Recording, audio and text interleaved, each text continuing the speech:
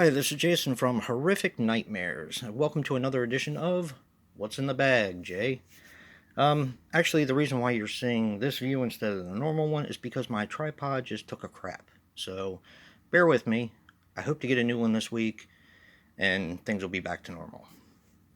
Now, of course, this is the segment where I pick 6 movies from my collection that I haven't seen, write their names on a piece of paper, throw them in a bag, draw one out at random, and do a review. Now, returning from last week is A House Is Not a Home, Vampire Over London, Zombie Fight Club, Insaniac, The Possession of Joel Delaney, and making its debut this week is a fairly recent film, Fantasy Island. Now, I haven't seen Fantasy Island yet, just picked it up recently and thought I'd throw it in the mix. So, let's give the bag a good tussle and see what we're going to watch this week. Alright.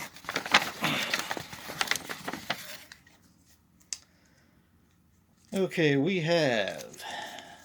the only one grandfathered in.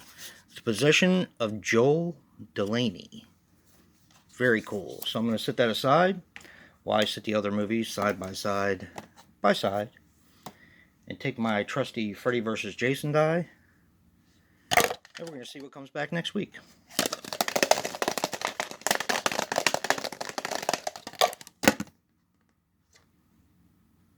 Three.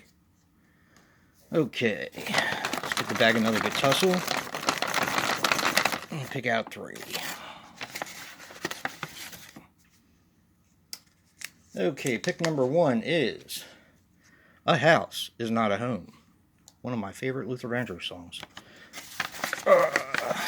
Pick number 2. Vampire Over London. And pick number 3 is Fantasy Island. Okay, if you guys want to see Insaniac or Zombie Fight Club come back, definitely vote. But right now, I'm going to go watch The Possession of Joel Delaney and come back with a short review later. Well, I'm back. I just watched The Possession of Joel Delaney, and here are my thoughts. Now, The Possession of Joel Delaney is a 1972 film, which runs approximately 105 minutes, and is directed by Waris Hussein. Now, he was pretty much strictly television. Everything I could find on him was either a TV series or a TV movie.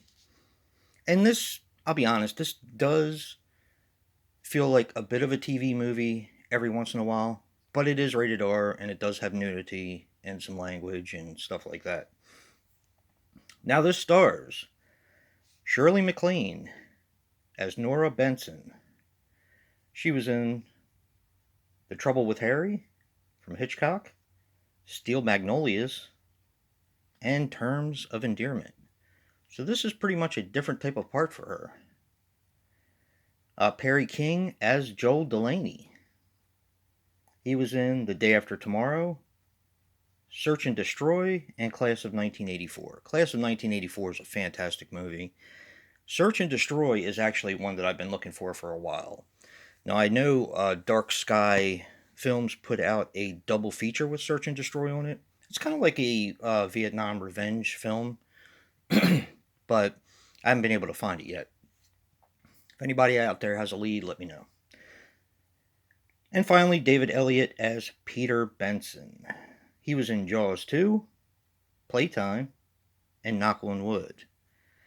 Now, I have some very, very interesting things to say about this film, but here's some interesting things that I found out about it. Now, this, of course, had a budget of $1.3 million, and Shirley MacLaine actually turned down the lead in The Exorcist to make this film. I thought that was really, really interesting.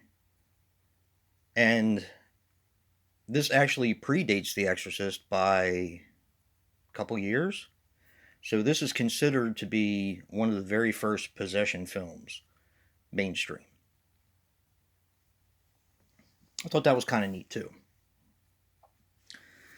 Now this has a pretty simple premise.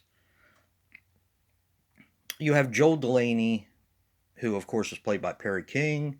His sister is Shirley MacLaine, um, Nora Benson. She has been married, that's why her name is different.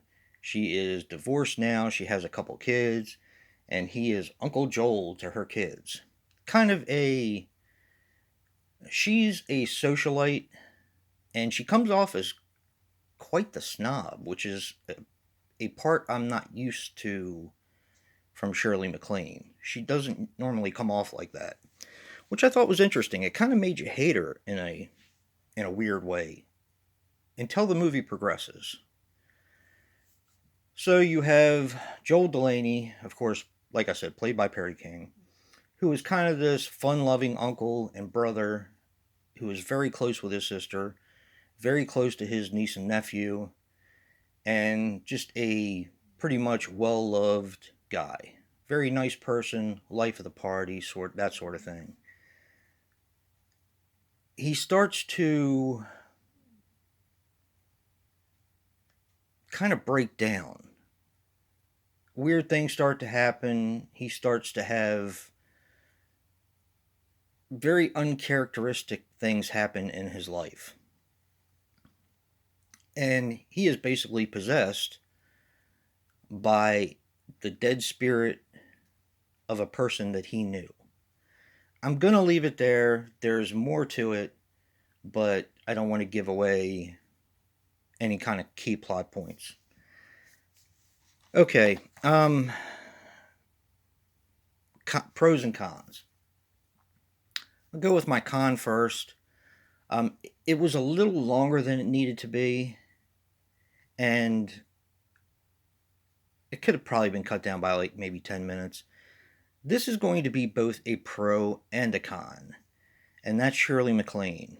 While I do think she's an incredible actress, I mean, if you've ever seen Terms of Endearment or Steel Magnolias or any of the other films that she's played in, she's definitely a fantastic actress.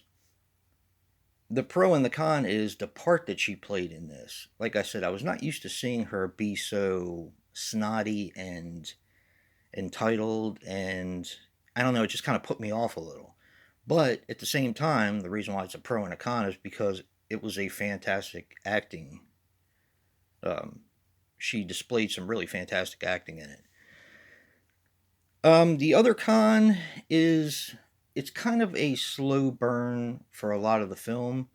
Now, that's not a con for me. That's a con that I'm guessing that a lot of other people will feel. So that's kind of just what I put in my mind as, well, will people really like this because of how slowly it moves? I don't know. So, anyway, now I'm going to get to my pros, and there are quite a few of them.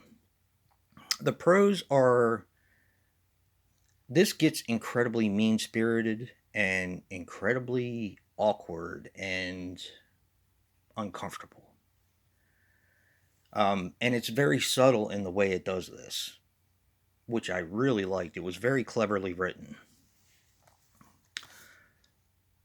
Another pro is, to me, this was based more in reality than The Exorcist.